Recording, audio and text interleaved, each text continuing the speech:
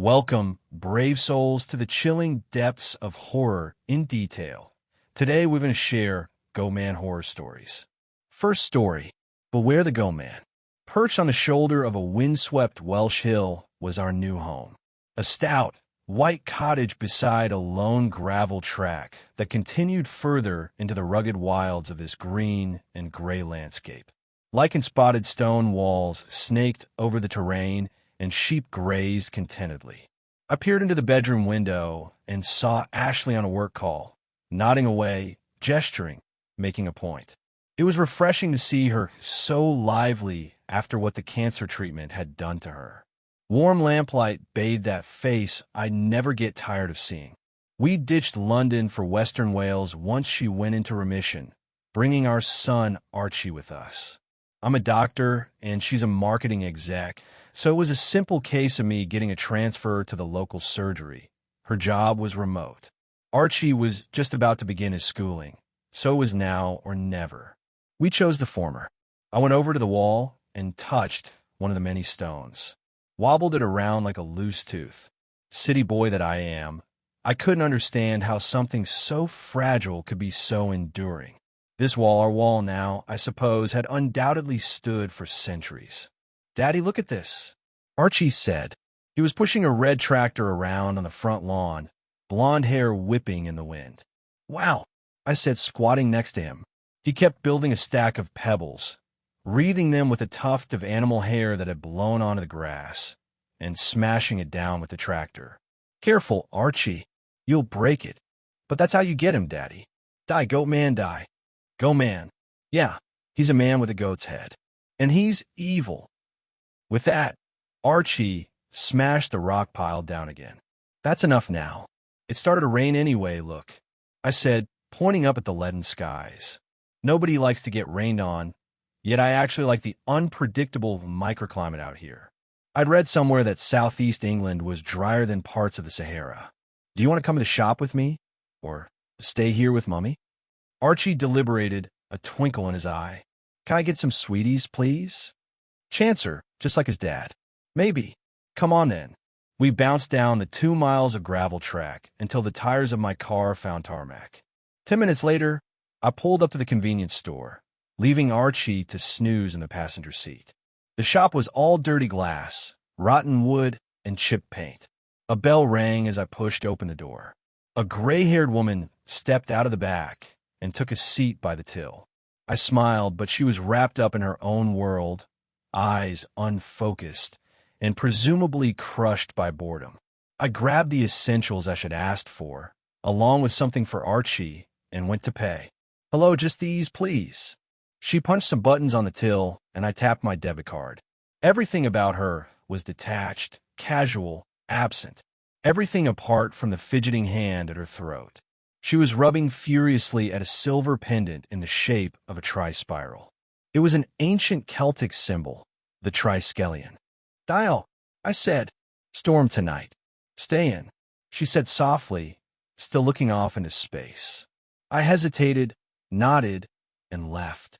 Back in the car, I felt a cold finger trace the length of my spine. "Bah," Archie said, pawing at the window and the sheep beyond. "Stop that, Arch. You'll muck up the glass with your fingerprints." He crossed his arms and scowled. "Goatman will get you." We pulled onto the drive, and Archie charged inside to find someone more fun than me. I savored a deep breath of that pure mountain air and went into the house. Archie was wriggling on the sofa next to Ashley, TV babbling in the background. "Leave him on B, Arch. She's had a long day," I said, putting the shopping away. "Do as your dad says," Ashley said, giving me a tired smile. Tough as a nut, she was. Cancer survivor, fighter, mother, friend, the love of my life. It had killed me seeing her in distress throughout her treatment. The emotional agony, tears, fears, the what-ifs, hair loss, weight gain, allergic reactions, side effects. One night, as I held the bucket to catch her vomit in a pitch-black bedroom, feeling trains rumble by, I pitched the idea to her. "Let's get out. The three of us. Life is fleeting, after all." I couldn't see her, but I felt her palm cup my cheek, and I knew she wanted it too. "How was work?" I asked. "Yeah, fine. Good." Time was sliding by. I cooked, and we ate, relishing the shelter from the downpour that had begun outside. While I scrubbed the pots, Ashley put Archie to bed before saying she was going to. "I've got a headache. Could be a migraine." "Hope not," she said, rubbing an eye. "No problem, Ash. Sleep well." She kissed my cheek and glided out of the kitchen toward the bedroom. I sat on the couch, opened a beer, and put on some trashy TV. Two men were sawing a hole through some ice in Alaska, presumably to catch fish. One of them addressed the camera, gesticulating and pointing behind him at his colleague. A fork of lightning lit the sky to my right, and I snapped my head towards the window. Silhouetted, there was the shape of a short, wiry man with the head of a goat, staring in at me. Boom! The thunder rolled in, rain pelted the window, and I sat frozen. Another fork struck, further away this time. The light revealed a quite normal scene. There was nobody there. Boom! I stood and went to the window. Sheet lightning lit the barren landscape again, and I was still alone. Had I imagined it? Boom! I went to bed. Ash was asleep but restless. She moaned and twitched and mumbled. "I can't see. I can't," she muttered. "Sure, it's all right," I whispered. She had flashbacks to low points in her treatment sometimes, so I assumed it was one of those. Where he goes. Nobody knows. They don't know. He with the horns. He's here. The calamity. He's here. Beneath the curtain was the charcoal darkness of a foul night. The closest streetlight, perhaps 500 meters away, but it slowly grew darker. A purer black. Someone was standing there. "No, I don't want to. Please," Ashley mumbled, forehead slick with sweat. I rose, reaching for the curtain where the shadow shifted. I ripped it across, and a shape darted around the side of my home. I burst out of the room, grabbed a kitchen knife, and swung open the front door. Gale buffeted and rain lashed. I stood there on the threshold of my new home in the middle of the night. I restrained my breathing to listen, eyes scouring the gloom for this phantom. The Welsh Hills were the anvil for Thor's great hammer as the next lightning assault struck, off to the north. I blinked raindrops away and caught a snapshot of the scene. I saw dry stone walls, my lawn, my car. I saw looming hills framing a wide valley. And I saw a distant figure, naked and pale, crouched and running beside the path that led deeper into the wild. Body of a man, head adorned with the skull of a goat. Two curved horns hanging above bony shoulders. Darkness returned, and with it, the soft peal of thunder. The next day, I was troubled. I resolved to get security cameras fitted and floodlights. Should I have rung the police? What would I tell them? Had the guy actually committed a crime? Deeper down, I wondered whether he actually existed at all. I went outside. It was blustery and bright. Archie was arranging pebbles on the lawn. "What you making, Archie?" A shape Goatman doesn't like. I hate him. My eyes bulged. I'd seen the shape not 24 hours prior in the convenience store around the neck of a troubled woman. A triskelion. I'm conscious of overreacting, but after everything Ashley has been through, I don't think this situation is tenable, even if it turns out to be some prankster. I'm seriously considering putting the house back on the market and getting out of here. Beware. Second story. The creature in the woods. The leaves crunched as I walked along the vast, beautiful forest. The blinding sun shined ever so brightly in the sky, setting ever so slowly over the horizon. A breezy wind blew through the forest, singing a quiet song in my ear as I continued to walk. I could hear the sound of animals scurrying through the forest, giving life to the terrain that Mother Nature ever so graciously built. As I navigated my way through the forest, I looked around at all the shady trees as I jumped over all the logs that lay on the ground. I imagined the life each tree has had, how many people throughout history had also walked the same path I was. Each tree has a story to be told, each as old as nature itself. I was a big thinker as a child, always asking my parents questions about how the world works. I was always in my head, wandering around worlds that I created. Worlds of cities built with bright diamonds, fantasy lands where I was the hero of my own story. Nature was my escape from everything.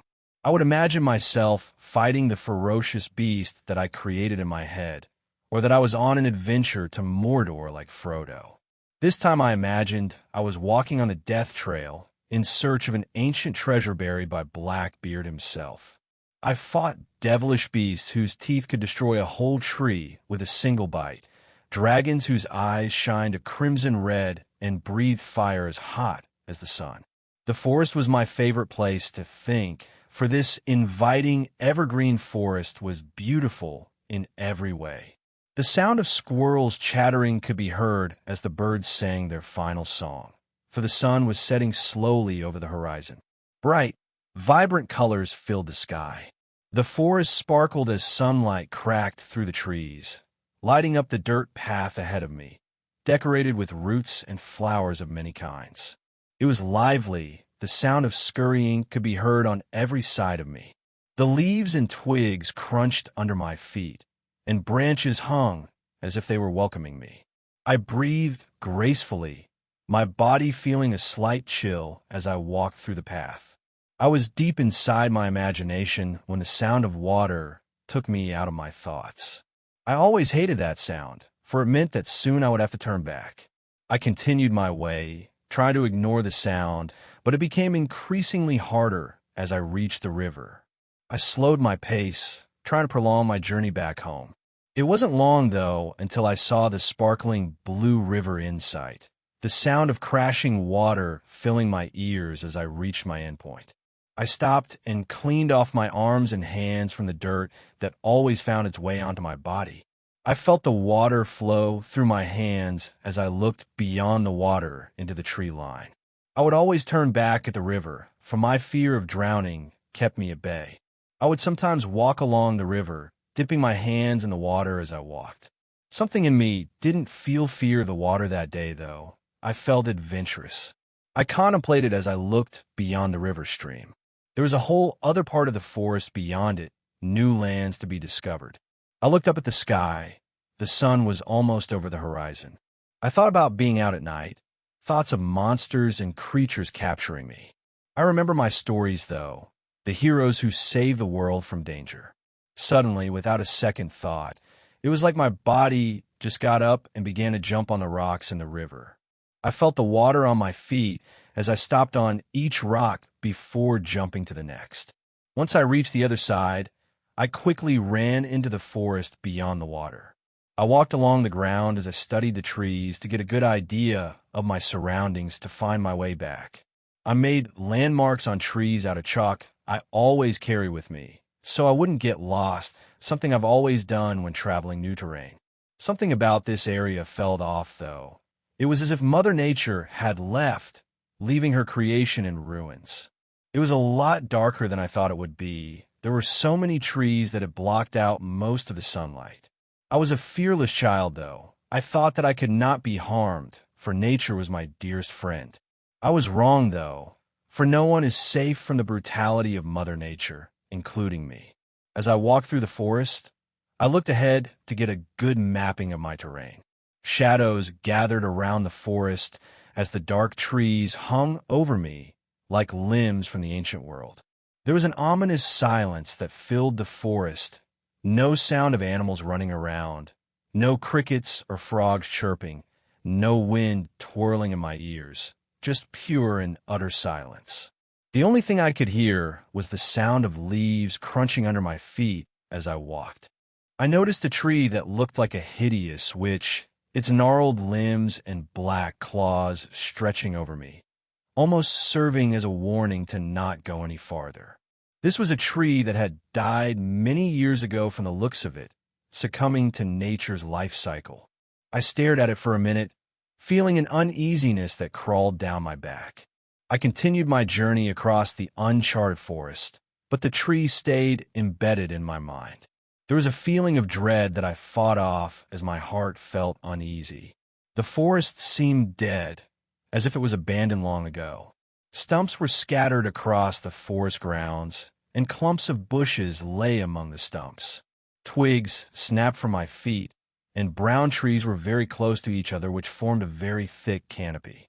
It was barely bright enough for me to see ahead of me, yet I did not stop. There was a mixture of feelings that I felt that I cannot describe. One thing was for sure, though. I felt as if I was being watched. It was like the trees had eyes of their own and were watching me very closely. My senses widen, my skin tingles. I breathe deeply and listen with great intensity. My instincts were telling me that something was off, a great deep feeling that crept over me like a beast. I kept looking behind me to make sure nothing was following me, scanning my surroundings with great efficiency. That's when something caught my eye. Straight ahead, deep in the forest, barely in eyesight, stood a tall, dark black figure that peered at me from behind a tree. I was paralyzed in shock, gripped by a sudden strong urge of fear that froze my entire body as I stared at whatever was ahead of me. I couldn't make out any features. It was so dark that I couldn't see the mysterious figure clearly. I felt our eyes lock, even though I could not see its eyes. It felt like it was staring through my very soul. I tried to convince myself that it was just my mind, but everything in me told me otherwise. It just stood there, staring at me. My body couldn't move. I tried, but it was like my brain just shut off. As I looked at this creature, everything about it just did not seem right. Its arms were so long that one touched the ground, the other wrapped around the tree. Its head had a weird shape to it, as if it was stretched out. The creature stood incredibly tall. It had to be at least 9 feet. It was skinny, as if it was just pure bones and nothing else. It did not feel like an animal. It felt like two intelligent beings staring at each other. Somehow it felt even quieter than it had before. Silence crept down my whole body, paralyzing me. Everyone has a fight or flight, but in some instances, when a human reaches a new level of fear they never felt before, they freeze. You try to move, but it's like you're being gripped by an invincible force. Every instinct in you tells you to run, yet you can't. Even though I've fought many monsters and beasts in my head, when faced with a real danger, I did not fight. All I felt was fear of the unknown, certainty of death. A cold chill filled the air. Even with no wind, it got colder. My body violently shook, legs trembling with pure dread and fear. I felt the thing looking me up and down, as if it was studying me. Neither of us made a single movement, as if it too was paralyzed. Sweat dripped down my face. I breathed heavily as a panic attack began to emerge out from the darkest pits of hell, dragging me down with it to devour me. Suddenly, the creature quickly disappeared behind the tree. The sudden movement caused my brain to snap out of the paralysis, and my legs started moving. It was like my primal instincts kicked in, instincts given to us from our primal ancestors. My mind was racing with thoughts as I wondered what it was I just saw. I was trying to convince myself that it was just an animal, but everything in me told me that something was not right. I could hear my own heartbeat as it tried to claw its way out of my chest. Keep going straight. Soon you should see a long tree that has vines wrapped around it. Once reached, turn right and you should see a tree with white chalk. Keep running forward until you see the stump you almost fell over. Make another right and keep going forward. I thought to myself, mapping out the forest in my head. My skills of navigation have never helped me before like this. I was running and thinking at such a speed that I was hurting both my head and legs. I started to smell a foul stench that smelt like a rotten old corpse. It filled the forest, and I nearly gagged once it poured down my nose. A clicking noise surrounded me, fast and animalistic. I started to hear something in the forest running behind me. Footsteps sounded heavy and fast. I looked back for a second to see if I could see whatever was chasing me, but all I could see was the dark, open forest. I looked back and continued my way back to the river. I weaved my way through the forest quickly, making sharp left and right turns to find my way back to safety. My legs felt like they were going to break, and my heart was hammering at my chest as my lungs were set ablaze. I listened to the sound of running behind me. The clicking was even closer and louder than before, the smell even more strong and foul. It too knew how to navigate a forest as I did, maybe even better. My skin felt cold as I shook to the point where I almost fell many times. I always caught myself, though. Make a sharp right turn once you reach the dead tree. Once you see the rock that stands tall, make a left and keep running straight. It was like my mind was on adrenaline too, thinking at such a pace that I never thought I could think before. The running behind me sounded even closer, the stench even stronger. My legs felt as if they were going to break, yet my speed still stayed the same as I used every ounce of energy I had.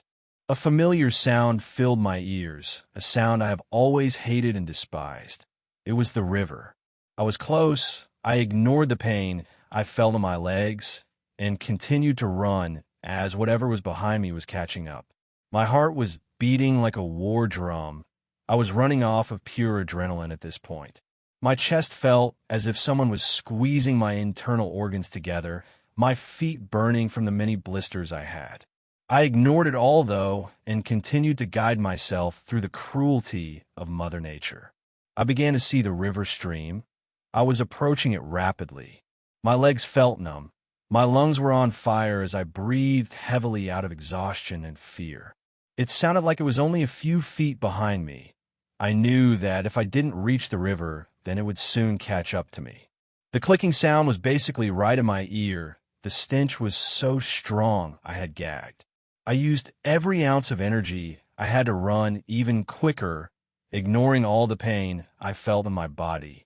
I hurtled out of the forest once I reached the river and jumped my way across the rocks that stuck out, falling onto my knees once I reached the other side.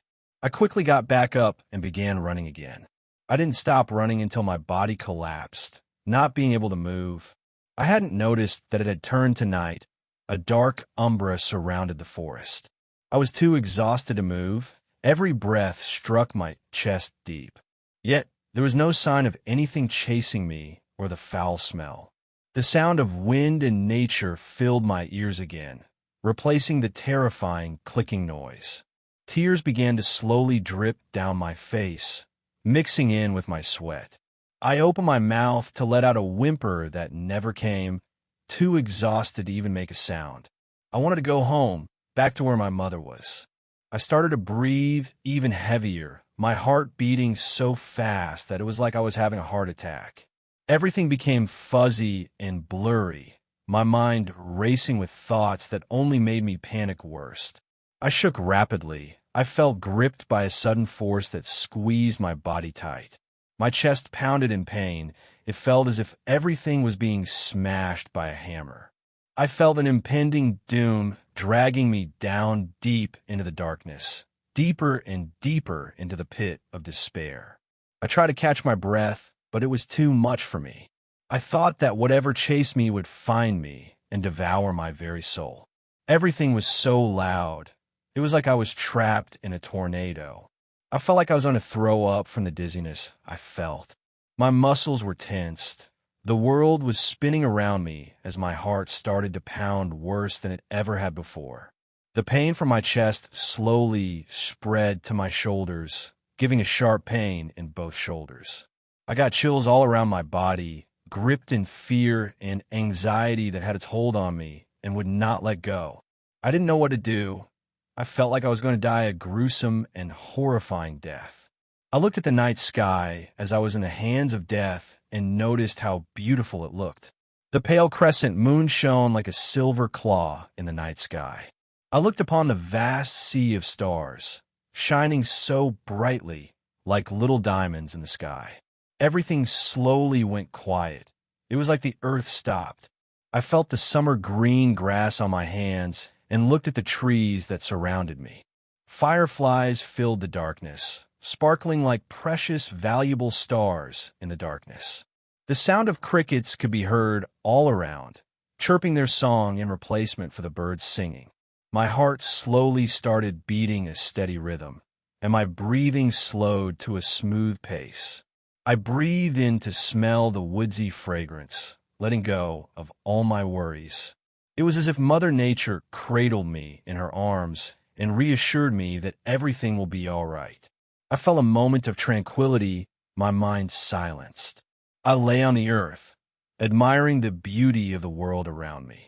I slowly stood myself up, ignoring the pain I felt in my legs and chest. I welcomed back the blossoming, fragrant forest as I walked slowly through Mother Nature's creation.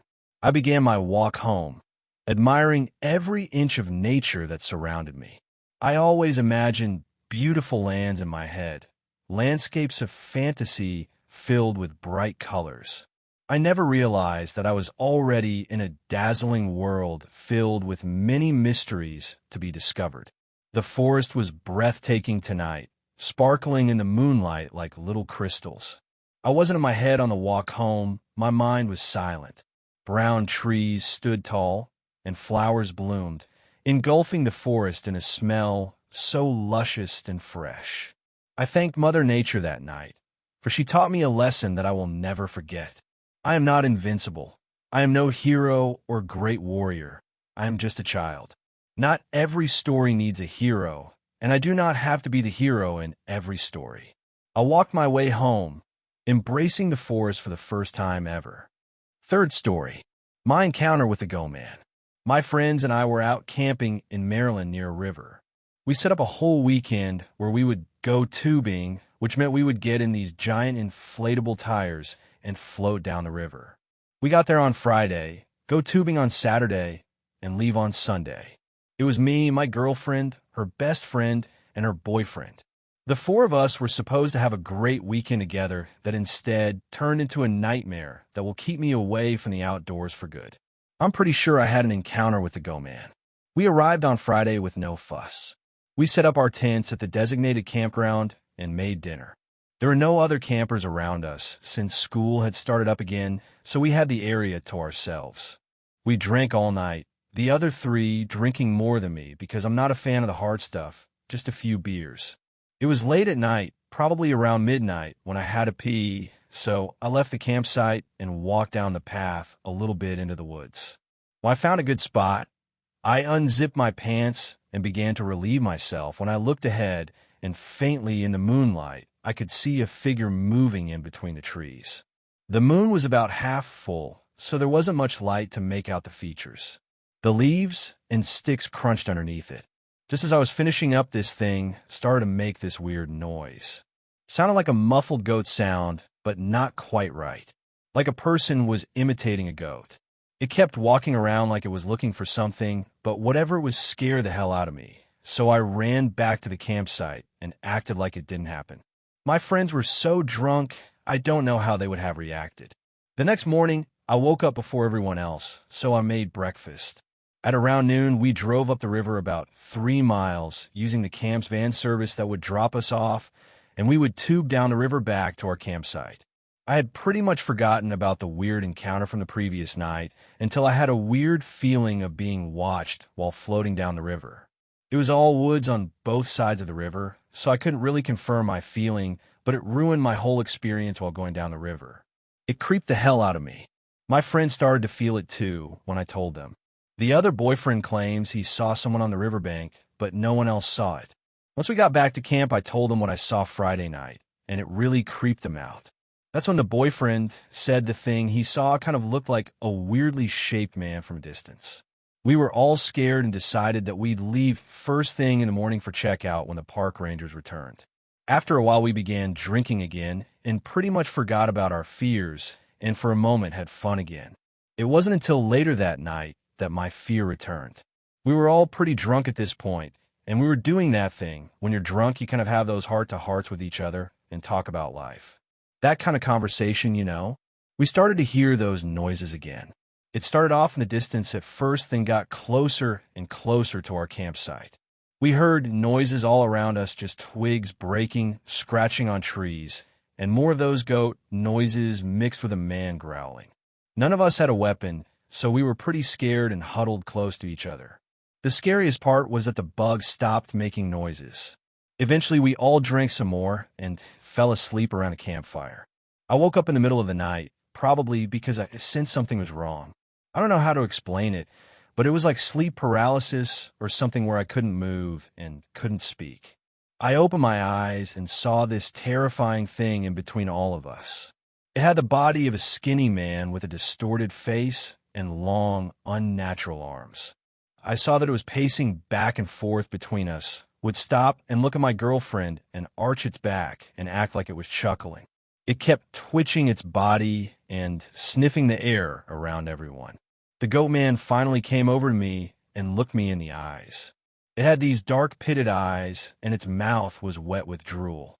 It got close to me and opened its mouth, making that noise into my face. The noise must have woken the boyfriend, and he started to scream, which scared the creature, and he ran off on all fours back into the woods. I was finally able to move, and I crawled over to my girlfriend and held her the rest of the night. First thing in the morning, we packed our stuff and checked out at the main lodge. We will never go back to those woods in Maryland again. There is something living out there, guys, and I'm telling you this story because I don't want anything to happen to you. Fourth story, the thing in the woods. I've been dying to tell this story, though I know no one is bound to believe me. I don't even want to tell my parents in fear that they'll stare at me in disbelief and think that I'm crazy. So, here I am, anonymously telling it to a group of strangers in hopes that someone will believe me and give me some peace of mind. It started out a few months ago when we moved into our new home. I grew up in a rural community, but there were plenty of neighbors and mostly field around. No woods. Given that I am the youngest child, my parent waited until I was done with high school to move, as to not affect my already established life. Although we had always lived in a small, rural community, my parents were ready for something a little more secluded, something with a lot of acreage, woods, and a place to shoot. They put my childhood home up on the market and soon found their dream home, which is where I am currently and desperately writing this story. The house and the property are beautiful. It's a large, turn-of-the-century house facing 15 acres of land, the majority of which are woods and a nice half-acre pond. The best part, or so I thought, is that there are no neighbors within a mile of us. At first, I really enjoyed it. Being out in the woods was very much a cathartic experience for me. It helped shed the stresses of school and studying. Being among the tall trees and the surrounding nature made all of my problems seem totally insignificant, so I made a habit of going on regular walks through the woods. As the weeks went on, I started noticing strange things as I went on my walks. I would find partially eaten deer scattered along the leaf-littered ground, accompanied by a putrid, rotting smell, which I attributed to the carcass in front of me. At first, I thought nothing of it. It was probably coyotes, I would tell myself. Other than that, I thought nothing of it, but started carrying a gun with me on my walks in case I encountered the animal that was responsible for the carnage I saw in front of me. As the days went on, I started noticing more and more mutilated deer scattered across the floor of the woods, still accompanied by the rotting smell, which I again attributed to the animals. If the increasing number of mutilations weren't enough, I started to notice a change in the sounds coming out of the woods. What was once a cacophony of sounds was now mostly dead silence, minus the low, guttural growl that seemed to be becoming more prevalent, more pronounced, and more insidious each day. By this point, I had stopped going on my little walks. Gun or no gun, I didn't want to risk the chances of facing whatever was causing these events. That being said, my curiosity eventually got the best of me one night as I heard its growls. I decided that I was going to go get trail cam and set it up out in the woods the following day in hopes of finally seeing what was out there. The next evening, after work, I gathered up what little courage I'd left and, camera in hand, went walking out into the very woods I had promised myself I would stay out of. I never did get to set up the trail cam. I lost it somewhere in the woods while I was in a panic, running for my life. I made it about 100 yards past the tree lines into the woods, where I decided to stop and set up the camera. I thought it was a good place to set it up, and, quite frankly, I was too scared to go any further. After all, I wanted to spend as little time out there as possible given the ongoing events, and the fact that it would be dark soon didn't help. Already on edge, every creak of the wood and every crunch in the leaves sent me into a panic. Rushing to set the camera up, I drop it, sending it to the leaf-ridden ground with a thud. Murmuring under my breath, cursing myself for being out there, I bent down to pick the camera up when I started to smell that putrid smell of rotting flesh again. I carefully looked around, checking my surroundings to see if anything was out there. I could feel something watching me, but I couldn't see anything. Just as I was finishing picking my supplies off of the ground, I heard that low, guttural growl again, as well as the snap of a branch to my right. I quickly turned, seeing a human-like creature standing there, staring at me. I was completely frozen with fear. It had human features, standing on two legs, and it had feet and hands. The two things that threw me off, however, was the fact that its skin was charred black, as if it had been burnt in a fire, and, most disturbingly, it had no upper or lower lips. Although mostly bald, a few thin, straggling hairs stuck every which way out of its scalp. Its sharp teeth were hanging out like hypodermic needles. With the absence of lips, its raw, red gums hung out in the open. Thick strings of what appeared to be saliva dripped off of its chin in a persistent stream. For one single, brief moment, the world around me seemed to stop. I quickly went through options on what to do. There were really only two viable options. Either stay exactly how I was and get attacked and most likely killed by this thing, or I could get out of there. I chose the latter. I quickly scrambled to my feet and ran as fast as I could, throwing my camera, in vain, at the creature behind me. In the chaos of what had just occurred, I found myself to be momentarily lost after running in what I thought was the right direction for what felt like 20 minutes, but I'm sure was only 30 seconds. Looking around and not seeing the spawn of hell that I had just encountered, I stopped to collect myself and try to find a way back to the house. I finally decided on the general direction in which I should head when I heard a commotion that almost sounded like a horse pounding its hooves on the dirt. I looked behind me and saw that thing, whatever it was, running at me on all fours, mucus like spit flying out of the corners of its mouth like a rabid dog.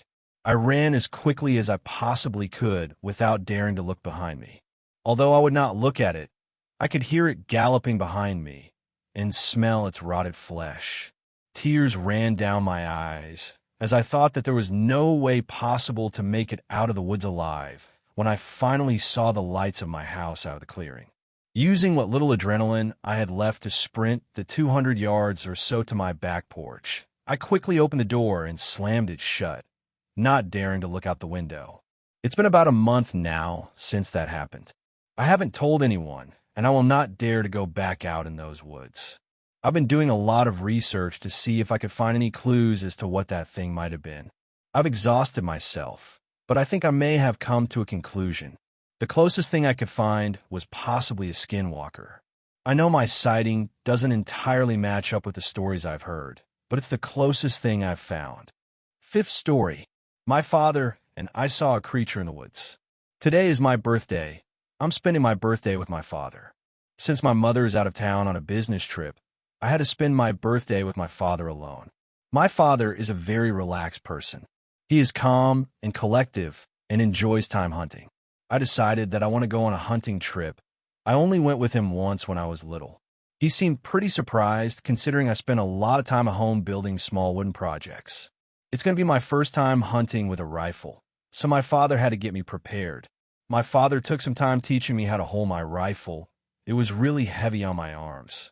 My body also fell with it as it fell into my arms. Considering that I'm only 15 years old and never had any experience outside my home away from my crafts. He had a couple rules that were pretty understanding, but the last one kind of shook me a bit. He told me, if you ever hear me say your name, it isn't me. He said that in a joking tone, but I can tell he was being serious at the same time.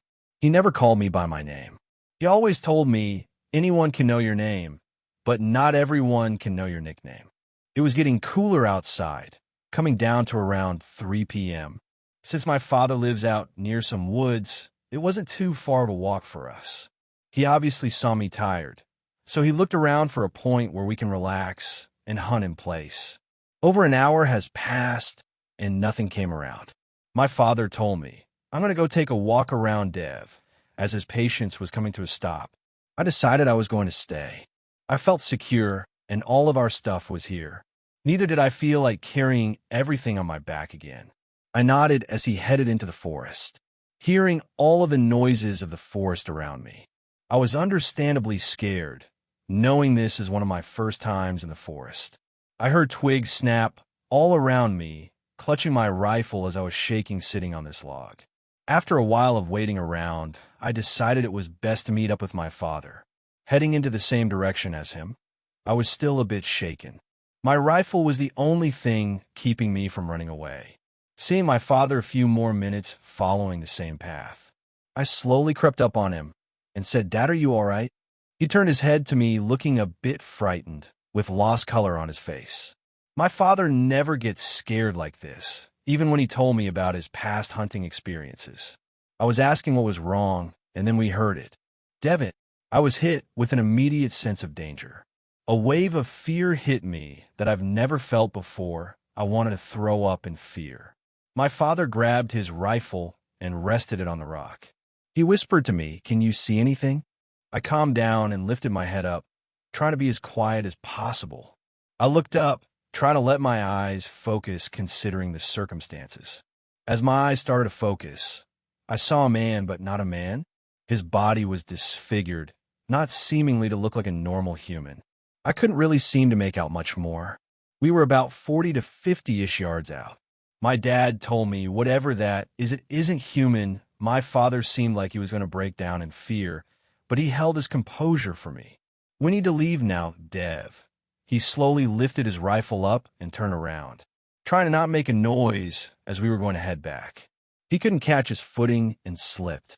The noise caught the creature's attention, who was still yelling my name, seeming more desperate and louder. I was watching it closely, still not being able to make out its face or anything. Squinting more and more, I saw it. It turned its face to me. My body was telling me to get out of there now, but I was frozen with fear. I waited for my father to go farther down, as he is heavier than me, so I can move faster and quieter than he can. It fled behind a tree out of my vision, which signaled us to run. I swung my body out of its frozen state. I said, "In a hurry, run." My father leaves me in a full-on sprint, following behind him. My gun fell from me, and I know it was my only protection. I needed to stop to grab it. When I was looking up after grabbing my rifle, it was around 20 feet away from me and could make it out now. The figure was tall with very lengthy arms, with hind legs as a dog, but much longer. It was a darkish brown color with its head shaped like a human, but it's not normal. The creature's face looked more human-like. It stared at me, saying "Devin" over and over in a comforting tone. I tried to lift my rifle up and shoot, but it was faster.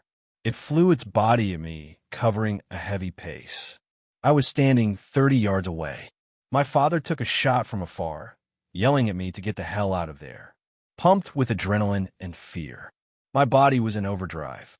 I ran fast, so fast it felt like I was slipping on ice, running past my father. After it felt like ages, I made it to the rest point. Too scared to know what happened to my father, I was holding the rest point, not knowing whether my father made it or not. As quick as worry and sadness started to fill my body, it was soon at ease when my father appeared only moments after me. He was limping, seeming to look like he had a tussle with whatever that creature was. We packed in a hurry, knowing that it could come back whenever it wanted to. We were taking a fast pace back to our house. Not looking back, we were both breathing heavily as we had our first near-death experience in the woods. My mom was home looking worried as we were heading into the house, because we had been gone for over 2 to 3 hours at the time, taking us another 45 minutes to make it back home. My father and I headed back in. We both sighed as Mom was cooking dinner for the both of us. I was hearing the phone ring from the living room. It was pretty late at night, so my father told me to go check who it was as he walked into the bathroom to clean himself up. When I got to the phone, it was a voice message from over 15 minutes ago. "Hi, Dev. Sorry I missed your birthday. My flight got delayed and won't be back till tomorrow. I love you. Hope you get this message today, since I know your dad wants to take you hunting all day." The caller ID was Mom. My body was frozen, scared to even move. As I slowly put the phone down, I could hear my mother's voice from behind me in a comforting tone. "Devin, dinner is ready." Sixth story. I was hunted on a canal trail near my home. I live in a safe town. They say it's great for raising kids, but what people mean is it's pretty boring. We do have one thing, though. There's this amazing gravel trail that goes along a canal for miles and miles. For about 7 miles, there's a lake on the other side, and you're rewarded with beautiful views of water on both sides of the canal. In the fall, the leaves drift down onto the stagnant water of the canal, and the colors are unbelievable. In the winter, you sometimes get this mist that rises from the water and envelopes the stark branches that hang over the trail like a skeletal canopy. It's almost magical when you're there alone, and the only sound is your breath and your heartbeat. Some people do get creeped out by the fog, but the seclusion has always been comfortable to me. It's only a problem if there's a flock of geese or something on the trail, and there's no way to get around them. I only mention all this because it's important to understand that you can't really get off this trail once you're on it. In the winter, the water is freezing, and there are miles of forest on the canal side. So if you're on a run and you're halfway along the lake, you can't just bail out. There was this one incident when I was little, though. Another kid, Riley, was playing along the path one afternoon and didn't come home.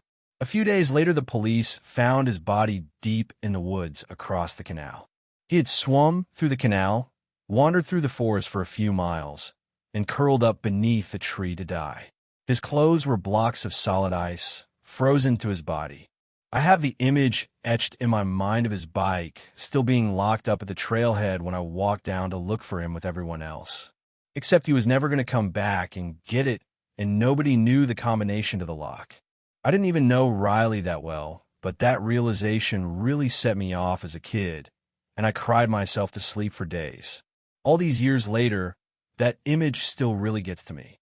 After that, the town started closing the trail at night, but we eventually came to terms with it as a freak accident, and every kid knew not to go in the cold water. Though I always wondered why he so abruptly went into the woods like that. He was a smart kid, and he was only half a mile from the trailhead. If you grew up in a town like mine, you probably forgot to look over your shoulder every once in a while. I know I did. On one cold December day, I pulled out of my parents' driveway even as the shadows lengthened and the sun started to dip behind the row of trees at the end of my street. I was pretty serious about cross-country back then, and with regionals coming up, there was no chance I was skipping my workout. I didn't think about the trail curfew, which I had ignored so many times anyways, and regardless, I wasn't planning on taking a swim. When I got to the trailhead in the fading light, the parking area was already closed. But I parked off the road, hopped out of my car, and set off at a blistering pace along the narrow trail. I've done a lot of runs along that trail. It was always very simple. I had so much familiarity with the trail, with the gentle curves and rolling of the gravel beneath my feet. I should have been on autopilot, as I had been every other time. But this time, I became keenly aware of the empty trail stretching behind and before me, the trees seeming to encroach from either side. The mist started to rise from the canal, but this time it was anything but comfortable seclusion, and the trailhead started to fade away behind me as I pushed further ahead. Maybe it was because I had left my earbuds behind this time, and the silence was just a little more oppressive than usual. I checked my shoulder. What am I even looking for? The trail is empty. I turned back around and reminded myself that I was just being a chicken. The most important thing was to crush this workout. As I kept going, I started to feel more comfortable. The fog had started to thicken, but I could barely make out the moon above me, lighting my way forward. My breathing and heartbeat stabilized as the mile markers passed by one after another, my feet churning at the ground below me. I started to smile as I passed the midway point, just one more mile before I could start the journey back home, to the warmth of a home-cooked dinner. In the fog, things appear slowly and then all at once. My nerves started to come back when I first noticed something in the mist. Nothing more than a shadow, still about 100 meters in front of me. My stride faltered, but at this point I still thought it was probably some stupid deer or another harmless jogger out for a late run. Just a few moments later, I was proven wrong. It wasn't a deer or another jogger. It was a man, tall, hands in the pockets of his oversized coat, walking in my direction. He wasn't running or anything, but there was something deeply wrong with his movement. His stride was leisurely, but looked almost rehearsed, like he was trying to act inconspicuous. My stomach started to turn, and I could feel the intensifying chills running down my spine. Probably just a guy out on a walk, I thought, the logical part of my brain straining to regain control against my rising panic. I pretended to check my watch, turned around, and started back the direction I came from. I surreptitiously checked my shoulder. Is he walking faster now? Holy shit, he definitely picked up the pace just now. The internal alarms became tornado sirens as I started panicking, my breath becoming ragged. No normal person would speed up like that.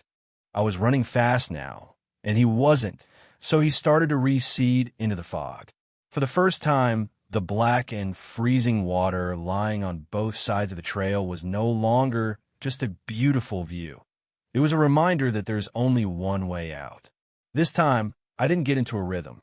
It was uncomfortable, but I was pretty sure that if I pushed hard, there was no chance he could catch up before I got back to the trailhead. There's only one way out. Forward. My unease rose even further. I had been nervous from the beginning, before this creepy dude had blocked me along the trail. What put me on edge like that? And then, at the 2-mile marker, the horrifying realization hit me all at once. There's only one way out. A fragment of memory from the start of my run exploded into focus. Yes, there was the uneasy glance over my shoulder, looking back towards my car. But this time, there was also a faint beam of light, almost swallowed by the fog, barely visible as the trail fell away behind me. The faraway sound of an idling engine, cutting out, and then the silence. At the time, I hadn't even noticed it. Was there someone behind me back there? For the second time, I stopped short. The adrenaline was pumping through my body. I was gulping in air in ragged bursts, and my heartbeat hammered against my rib cage. I couldn't see the trailhead from there. I couldn't see more than 50 meters down the trail in either direction, so it was hopeless. The fog was no longer comforting. In fact, I was now effectively blind. Behind me, the lake may as well have been an ocean stretching into the fog. The black water of the canal opened up in front of me, mirroring the thickly packed trees on the other side. Calm down. Control your breathing. At first, I couldn't hear anything over my own heartbeat, only the shroud of silence in the fog. And then, barely audible, was a faint rhythmic tapping or scratching on the gravel. Footsteps, coming from the direction of the trailhead. The blood turned to ice in my veins, and the steps were getting louder now. Not running. Deliberate. Leisurely. Sinister. Just like before. The fog was so thick, I wouldn't have been able to see someone until they were essentially on top of me. I was trapped. No way out. Except for Riley's way. At this point, I realized there was very little time before someone would appear on the trail in front of me. If they turned out to be harmless, it would have felt pretty stupid to do what I did next. But my paranoia was all-consuming by this point. I left my shoes on the side of the trail, took off my shirt, and braced myself. And then, I dove into the canal, the icy water rushing up to meet me. The shock as I hit the water was awful. It took all the breath out of my lungs. My entire skin burned on contact, stinging deeply. I had expected to get numb at some point, but it only got more painful. If I had gotten a muscle cramp, I would be dead. But somehow, after fighting through the viciously cold water, I clawed myself up the opposite bank. I was shivering uncontrollably, and I looked back across the canal. They were looking back at me. 2 men, both tall, standing next to each other, the darkness and fog almost enveloping them, but now only 40 feet separated us. If they're harmless, they'll call 911 right now and get me medical attention. I was still hoping. They just stood there, still and seemingly controlled. Heads slightly tilted. There was a robotic blankness there, behind their eyes, like you would see in a bad animation. But their faces twitched frantically, their expressions shifting from one incomprehensible emotion to another, as if there was a violent and unpredictable current tearing their minds apart from the inside. I was mesmerized, unable to tear my eyes away from theirs. Something inside them was deeply wrong, in a way I'll never be able to understand. I still see those twisting faces in my nightmares, those broken, empty eyes staring out from the darkness. I've never seen anything like that again.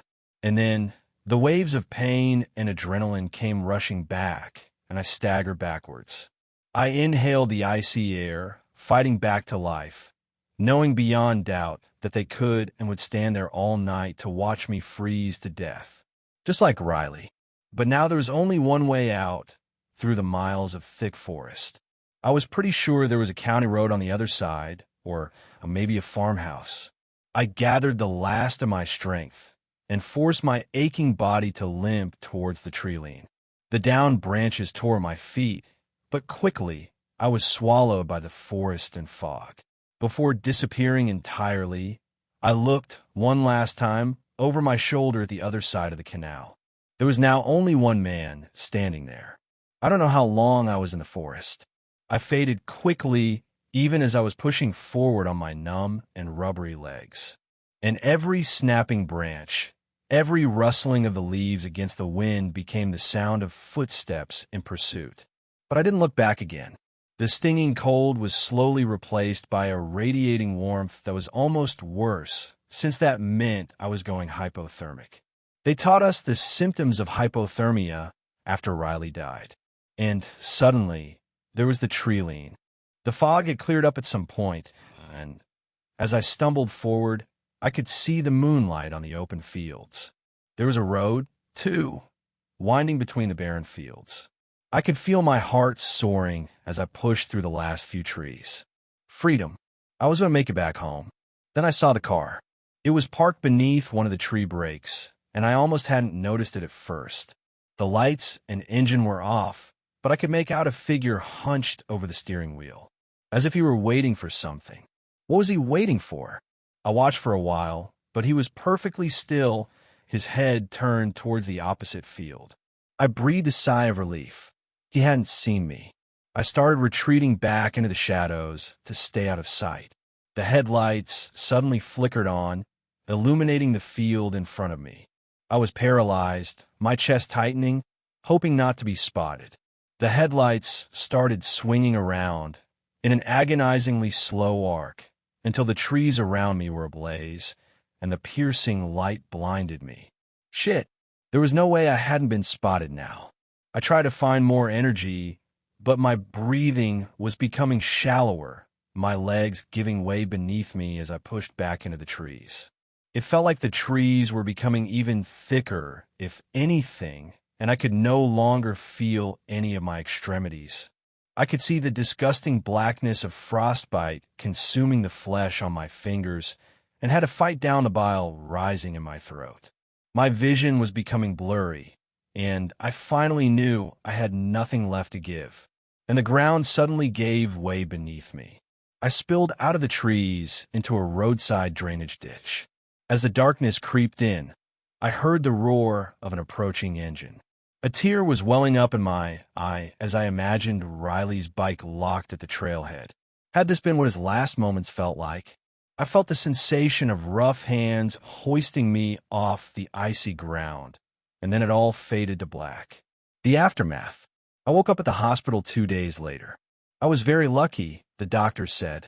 If I hadn't been picked up by a local farmer on his way back from town, I would have died in that ditch by the side of the road. In any case, I lost 2 fingers and 4 toes to frostbite. Obviously, I didn't run in regionals or ever again. But I hadn't been the only one to be out on the trail that night. It was one of my friends on the team, Gavin. Apparently, he had gotten to the trail about 2 hours after I did and hopped the fence. They never figured out the details, but he didn't even make it into the forest. When they found his body off the side of the trail, the detective on the case threw up at the scene. I didn't ask for specifics and didn't want to know. The police never tracked down those men.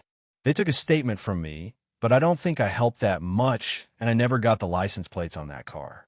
In any case, the men had been clever enough to leave barely a trace.